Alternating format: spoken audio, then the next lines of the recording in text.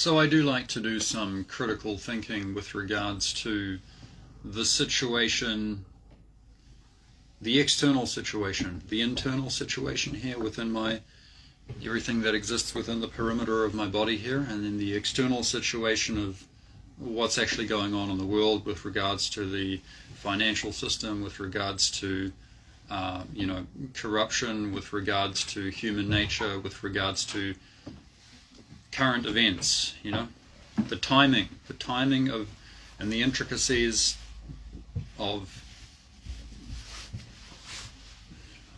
so many things.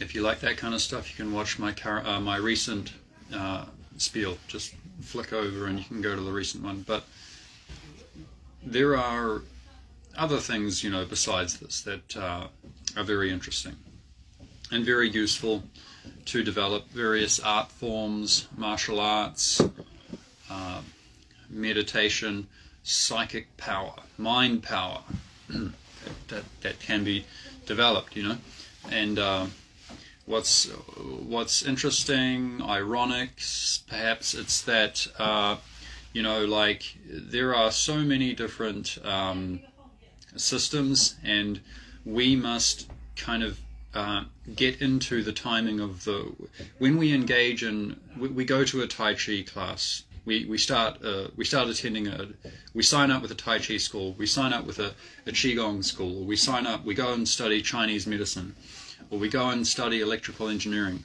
or whatever it is. As soon as we go, we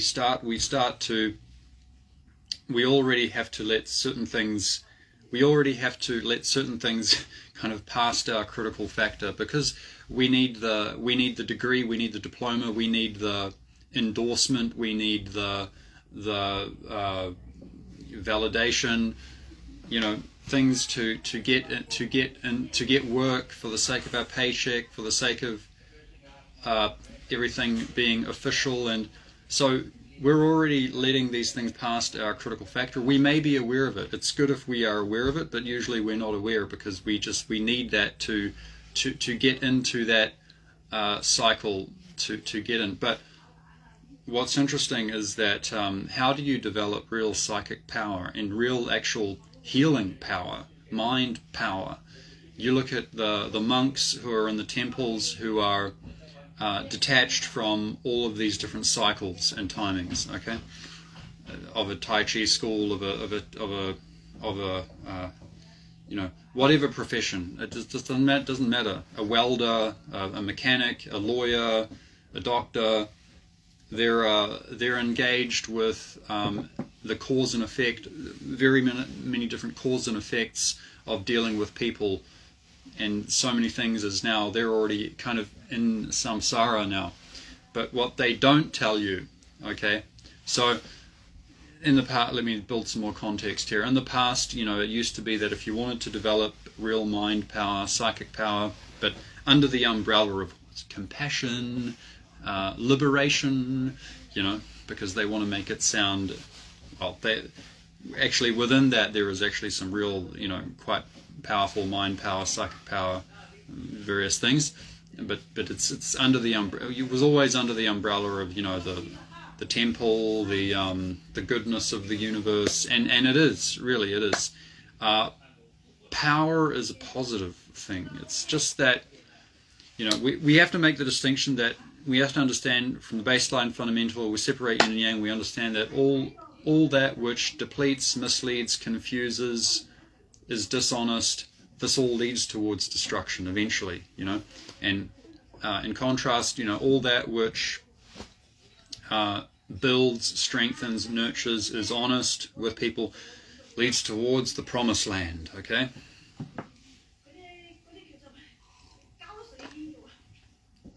In order to develop power, you have to build, strengthen, and nurture many different aspects of your body, your nervous system, and many different systems of the body to be able to facilitate, to accommodate the qi, to accommodate the shen, to accommodate the jing, to accommodate these different alchemical things, to actually develop this mind power within our vessel, within our biological vessel, okay, so that it's not just some visualization. No, okay.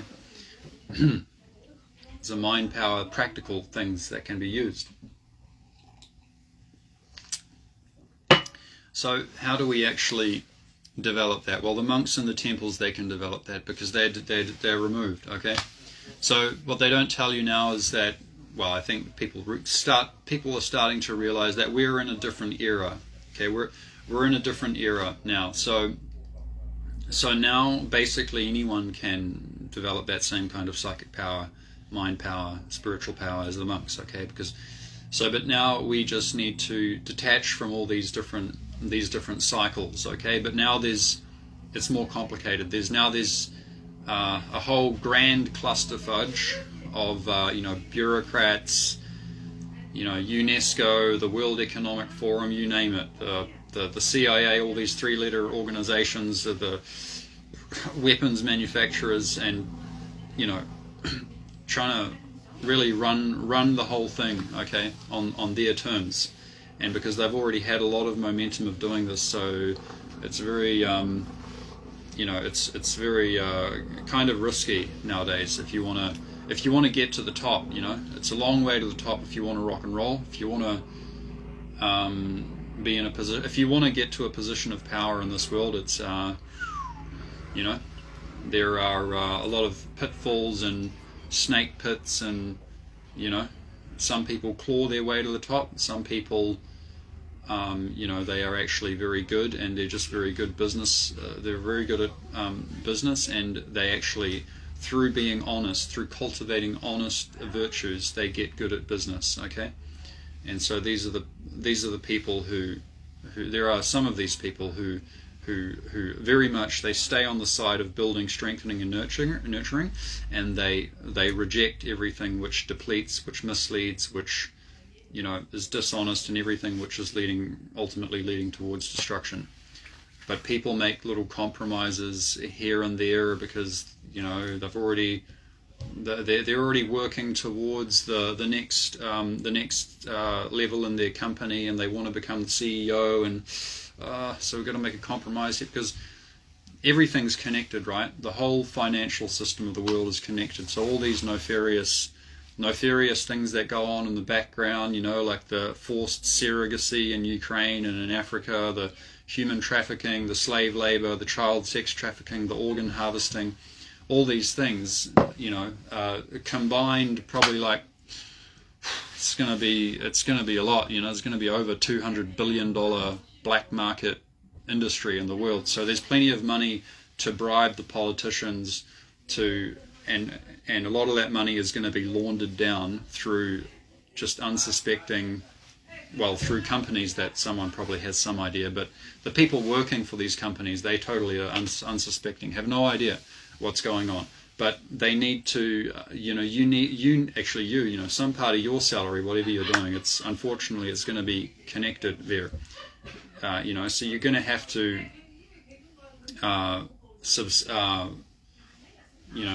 allow some of this mind control through. I mean, you may be aware, and you may just be, okay, well, it's a business decision. It's a business decision. I have to go. I got to feed my family. I got to pay the bills. But fortunately, there are becoming more options in this world. Okay, there are now options. Okay. We don't have to continue to subscribe to those. I mean, you continue to subscribe to those things, and you stay in this samsara, this cycle of life and death. And it just, people think samsara, the cycle of life and rebirth, it corresponds to literally, spiritually, dying and getting born again, it's also a true scenario. It's also a real dynamic thing that happens, but in practical terms, what it means is that there are these different corrupt cycles that go on that we generally have to feel like, or seems like, or most times maybe have to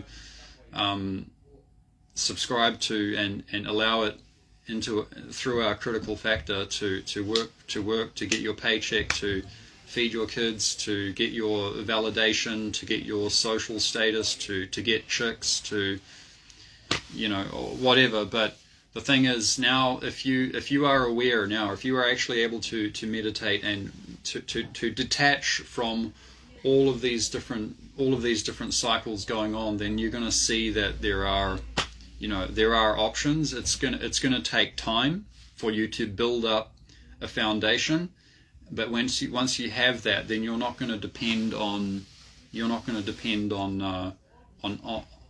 subscribing and basically being the bitch of some company, of some paycheck, which is ultimately being money laundered, okay, from various nefarious activities, or they will have some that will be part of it, okay.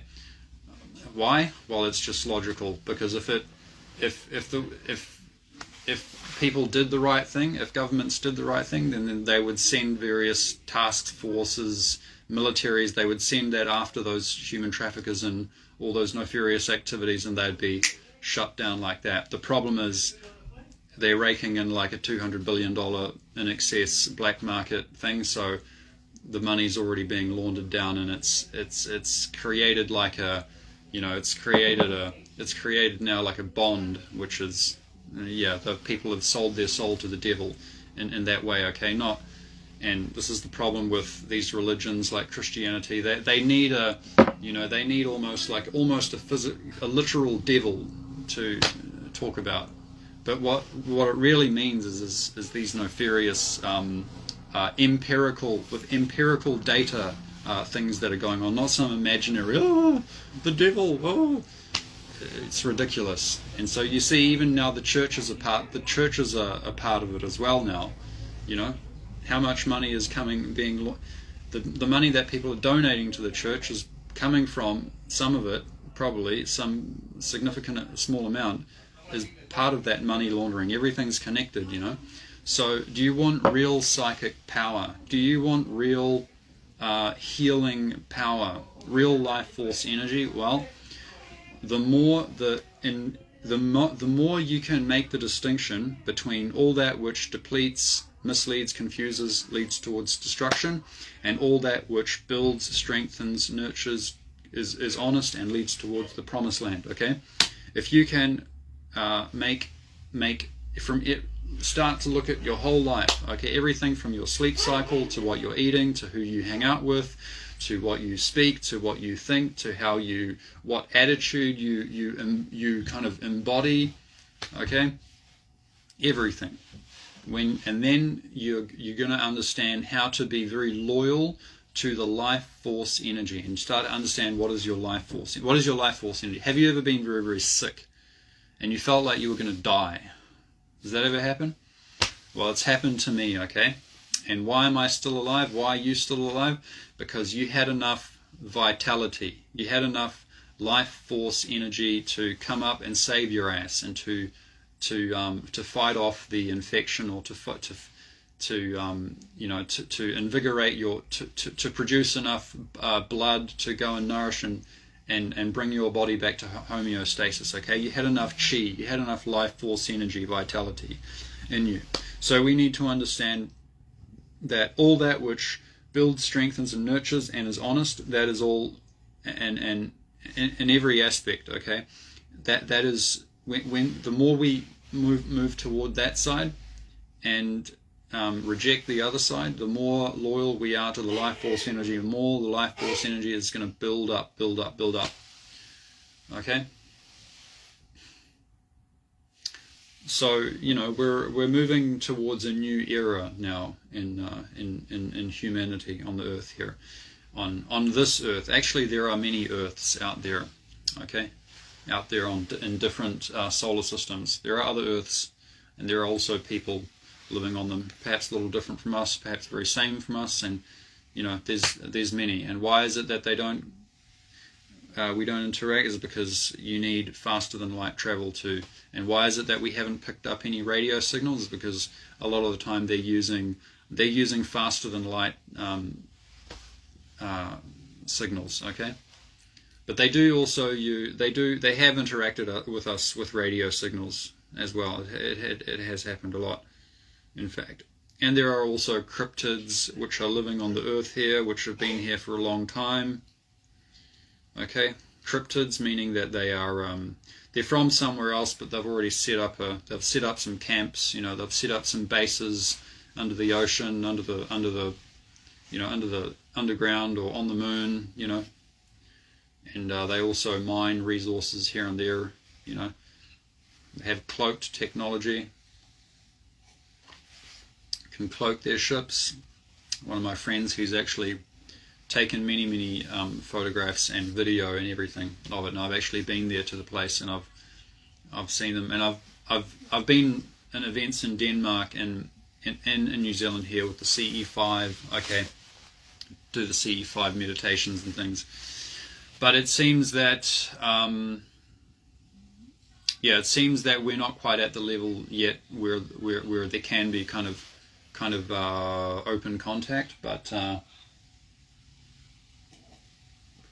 it's not necessarily for the reasons that you might think. The reasons that people might think that people might first come up with is like, well, is because, basically the mind control has already taught people to kind of hate themselves. Like, I'm a human beings, that we are, we are violent by nature, we are misleading by nature, we're just bad by nature. So we need laws to control us.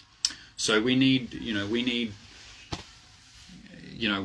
all these climate change things to make sure that we don't misuse our technology, and we should be afraid of we should be very afraid of our potential for destruction, and we should just surrender to UNESCO and the World Economic Forum and the UN, these mandates that they're putting down for climate change, which is they do some things, but really it's a virtue signaling to eventually bring in a kind of a world government kind of thing. But the question is, what do you want? Do you want we can talk about the left and the right, in terms of political things, but if you break it down to first principles and just understand the psychology behind these two different ideas. One is kind of left-leaning. It's the left-leaning side. You can say it's about collectivism, or the collective, or everyone at the same time, and it's coming up with some values to unite people around, but these values that are about uniting people around, it's usually about everyone at the same time, or about the whole planet, the health of the planet. But who determines what is the health of the planet? They have a team of scientists that just come up with some mumbo jumbo that just sounds all scientific, and can you even confirm it? So we need some kind of collective idea of the whole planet. But the problem is, what is it based on? Whereas the other side is more about individual rights, liberties, and freedoms, and they put those first. And that's true. It's like, what actually makes up a community or a country or whatever is not the community, it's the individuals in the community, right? So it makes sense that we should have hard constitutions which protect the life, liberty, and happiness, the right to protect one's life, liberty, and happiness, the right to, and it's like, we think about that, or we think about, say, the right to bear arms, which they have in some countries, about 5 countries like the US, Albania, Czech Republic, Switzerland. These countries allow you're allowed to own a firearm for self-defense. Okay, and what is self-defense? It is defined as the right to protect life, liberty, and property. So if someone is trying to take your life, or hurt you, or take your property, then you're allowed to have a gun to stop that from happening. Okay. It's not about just pulling out a gun and threatening someone with a gun if you feel they're hurting your feelings. No, it's not about that. The problem is that these so many of these very far could be either side really. But people, they just, in general, they because they haven't gotten past their own ego, their own emotion. They can't keep that under control. And they know very well that if they had a gun and someone else hurt their feelings, they would just point it out and start threatening straight away. They wouldn't be able to control it. Okay? But the thing is, there are a lot of people here who can control it, and the people who can control themselves, they're usually the people that understand the need for individual rights, liberties, and freedoms to be protected in a hard constitution. And this is the difference between a constitutional republic and a democracy. In a democracy, ultimately it leads towards communism. Democracy, it just means that the majority vote, the majority rule, the people who get the majority vote, or even it's not even them, they're just subscribing to the government who was elected with the majority vote. They now have the ability to override or take away the rights, privileges, and freedoms of the people who lost, or of everyone, of the individuals, because there's really no concept of individual. Whereas in a constitutional republic, they elect representatives to go ahead and enact laws which protect the rights, privileges, and freedoms of every individual people. They have representatives that go around and say, hey, did you guys feel respected? Did you guys feel that your liberties and freedoms, and your religion, your spiritual freedom, did you feel that you were able to express yourself properly? Were you okay? Did you feel anyone else disrespected you? How about you, sir? Did you feel okay? Were you able to speak everything clearly? And did you feel that, like, the government, and nowadays we could do it even better. We have all this amazing technology. We have all these cell phones and blockchain technology, cryptocurrency, all these different cell phones app that really we should be using them for democracy. We should be getting survey after survey after survey every day sent to us. Hey, would you like to? How do you feel about this highway being built over there? Or how did you feel that the New Zealand government handled the pandemic? How did you have any family members that were negatively affected by the vaccine? If they would be sending, if the government was really honest, they would be sending us these things every day. There would be cell phone apps specifically dedicated to democracy. Okay, if there really was freedom. But the problem is, these people at the top, they're obviously very weak and very, very timid, and they can't distinguish between their ego and their higher mind. So at least we need some, we need some education in the world.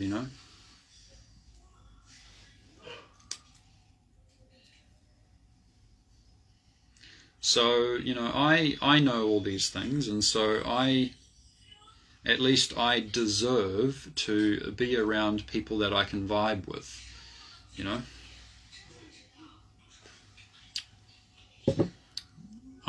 it's better to be alone than to be in bad company, and unfortunately there's so much,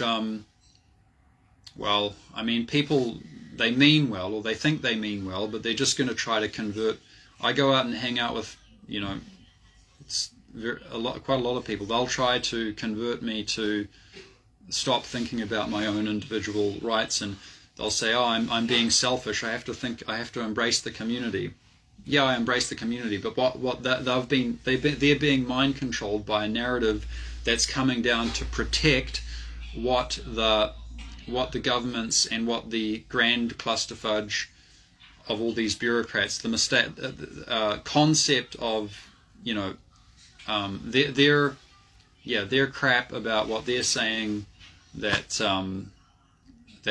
community is, from the environmentalism things, that they haven't really even looked into that. It's much better to it's probably a good idea if the world or a country or a community, have something that we can unite around. But what would be good to unite around is individual freedoms rights and privileges, making sure everyone is empowered. Because a community is not what makes up a community. Country is not what makes up a country. It's the individuals in the community that make up the community. So if you empower each individual, okay? And it's like people just assume that, like, for example, the Second Amendment in the USA and the right to bear arms in a few other countries, like I think maybe South Africa, places where it's obvious, like if you don't have a gun, if you don't have a gun, and if you get into a certain situation, which can happen very easily, then you have no chance. If you have a gun, you have a chance. If you don't have a gun, you have no chance. So it's like, okay, at least the government, the police say, okay, we should make sure that people at least have a chance to protect their organs, their life, their liberty, their property. That right should be there. But protect it from who? Who is it? Is it only like other criminals, or does the government also have the potential to act as a criminal as well? So really, that is also a function of the right to bear arms. It's so that the civilians ourselves, we can challenge the power of the government if it comes to that. Okay, if they start, and yeah, sure, humans have the potential to be bad, but how do we mitigate that? With proper law, with proper judicial due process, and with proper education, psychological analysis of people, and helping people to cultivate. You may say, well, Mr. Lars, okay, maybe I'm sane enough to carry a gun. I wouldn't just point a gun at someone if they hurt my feelings, only if I had to protect my life, liberty, or property, okay, from being, or my organs from being harvested or something. In that case, I would pull out my gun, but not if someone just started hurting my feelings. That's a subjective thing which I can just walk away from, no problem. But then you'll just say, oh, but Lars, you're very highly cultivated like that. But other people in the world, they aren't. So we do need these tyrannical dictatorships to just control people. That's what people will say. But if we just bring things down right down to first principles thinking, we understand that all that which depletes, misleads, confuses, is dishonest, ultimately it leads towards destruction. All that which builds, strengthens, nurtures, and honest, that leads towards the promised land. So let's just look at every aspect and start to make these decisions.